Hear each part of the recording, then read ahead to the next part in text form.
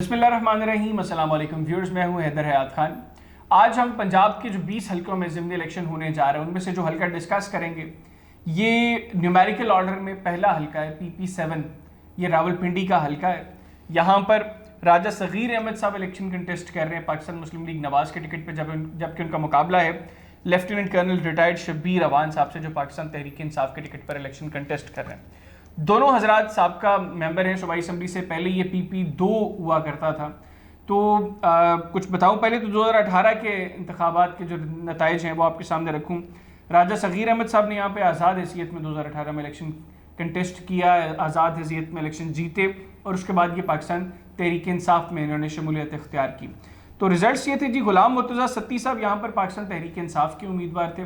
40,332 votes Satti साहब ने हासिल किए।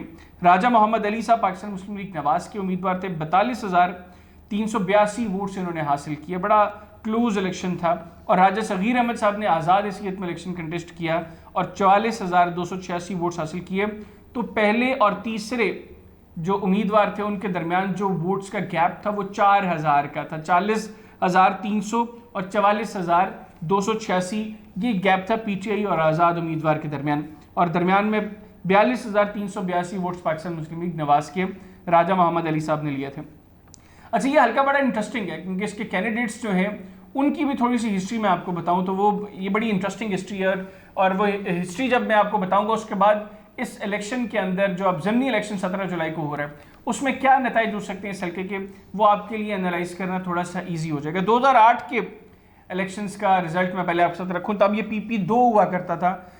उस वक्त राजा मोहम्मद अली साहब जिन्होंने 2018 में पाकिस्तान मुस्लिम लीग नवाज़ के टिकट पर इलेक्शन कंटेस्ट किया, उन्होंने आज़ाद हैसियत में इलेक्शन की पाकिस्तान मुस्लिम लीग नवाज़ के टिकट पर इलेक्शन कंटेस्ट किया। 2008 के अंदर 30,962 वोट्स उन्होंने हासिल किए।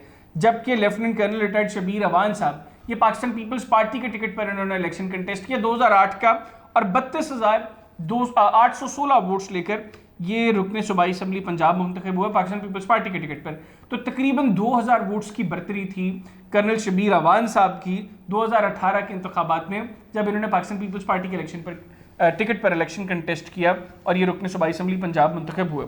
फिर 2013 के इंतखाबात आ जाते हैं। 2013 के अंदर शब्बीर अवान साहब जो पाकिस्तान तहरीक इंसाफ के उम्मीदवार हैं, ये फिर दोबारा पाकिस्तान पीपल्स पार्टी के टिकट पर इलेक्शन कंटेस्ट करते हैं। 15,868 वोट इन्होंने हासिल किए पाकिस्तान पीपल्स पार्टी के टिकट पर। राजा सगीर अहमद साहब जो अब इलेक्शन जीते 2018 का आज़ाद हैसियत में और अब पाकिस्तान मुस्लिम लीग नवाज़ के उम्मीदवार हैं, ये 2013 का इलेक्शन भी इन्होंने आज़ाद हैसियत में कंटेस्ट किया और 38,706 वोट्स हासिल किए। यानी कर्नल शब्बीर अवान साहब और राजा सगीर अहमद साहब के दरमियान जो वोट्स का गैप था वो तकरीबन 23-24 हज़ार वोट्स का था। 23-24 हज़ार वोट्स की लीड थी राजा सगीर अहमद साहब की कर्नल शब्बीर अवान साहब के मुकाबले में। और शब्बीर अवान साहब पीपल्स पार्टी के टिकट पर इलेक्शन कंटेस्ट कर रहे थे, जबकि राजा सगीर साहब आज़ाद हैसियत में। और ये इलेक्शन विन किया था राजा मोहम्मद अली साहब ने मुस्लिम लीग नवाज़ के टिकट पर। 43,335 वोट्स उन्होंने हासिल किए थे। ये 2013 के इंतखाबात के नताइज में आपके साथ शेयर कर रहा हूँ। अब हम आ जाते हैं ये जो इलेक्शन ज़मीनी इलेक्शन होने जा रहे हैं। अच्छा, तीनों इलेक्शंस के अंदर जो हम देखें तो राजा सगीर साहब ने 2 इलेक्शंस कंटेस्ट किए। दोनों इलेक्शंस उन्होंने आज़ाद हैसियत में कंटेस्ट किए। एक इलेक्शन वो लूज कर गए और दूसरा इलेक्शन उन्होंने विन किया। 38,706 वोट्स उन्होंने 2013 के इलेक्शंस में हासिल किए और 44,286 वोट्स इन्होंने 2018 के जनरल इलेक्शंस में हासिल किए। तो ये दोनों मरतबा ये जो इन्होंने इलेक्शन लड़ा आज़ाद हैसियत में लड़ा। जबकि शब्बीर अवान साहब का ये तीसरा इलेक्शन होगा। 2008 के अंदर वो पीपल्स पार्टी के टिकट पर मुंतखब हुए और उन्होंने 32,000 वोट्स लिए। 2013 के अंदर उन्होंने 15,868 वोट, तकरीबन 16,000 वोट्स उन्होंने हासिल किए। तो दोनों कैंडिडेट्स का आप कंपैरिजन करें तो राजा सगीर साहब की बरतरी इस हल्के में तकरीबन वाज़ेह नज़र आती है, क्योंकि दोनों इलेक्शंस के अंदर आज़ाद हैसियत में इतना वोट्स लेना ये बताता है कि इस हल्के की आवाम इनको पसंद करते हैं। अब एडिशनल फैक्टर क्या है इनके लिए? एडिशनल फैक्टर है पाकिस्तान मुस्लिम लीग नवाज़ का टिकट। तो अगर पाकिस्तान मुस्लिम लीग नवाज़ के टिकट के साथ ये राजा साहब अब इलेक्शन कंटेस्ट करते हैं तो मेरा ये ख्याल है कि इस हल्के के अंदर पाकिस्तान तहरीक इंसाफ के लिए जीतना थोड़ा मुश्किल होगा, क्योंकि राजा सगीर साहब का पर्सनल वोट बैंक बहुत ज़्यादा है और एडिशनली इस हल्के के अंदर पाकिस्तान मुस्लिम लीग नवाज़ का भी ठीक ठाक वोट बैंक है, जो हम देख रहे हैं कि कंसिस्टेंटली 2008 के इलेक्शंस के अंदर तकरीबन 31,000 वोट्स ले रहे हैं पाकिस्तान मुस्लिम लीग नवाज के उम्मीदवार। फिर 2013 के अंदर तकरीबन जो इलेक्शन विन कर रहे हैं 44,000 के 43,000 सवा 43,000 वोट्स ले रहे हैं, और फिर 2018 के अंदर भी तकरीबन 42,500 वोट्स ले रहे हैं। तो पाकिस्तान मुस्लिम लीग नवाज का भी वोट बैंक इस हल्के में मौजूद है।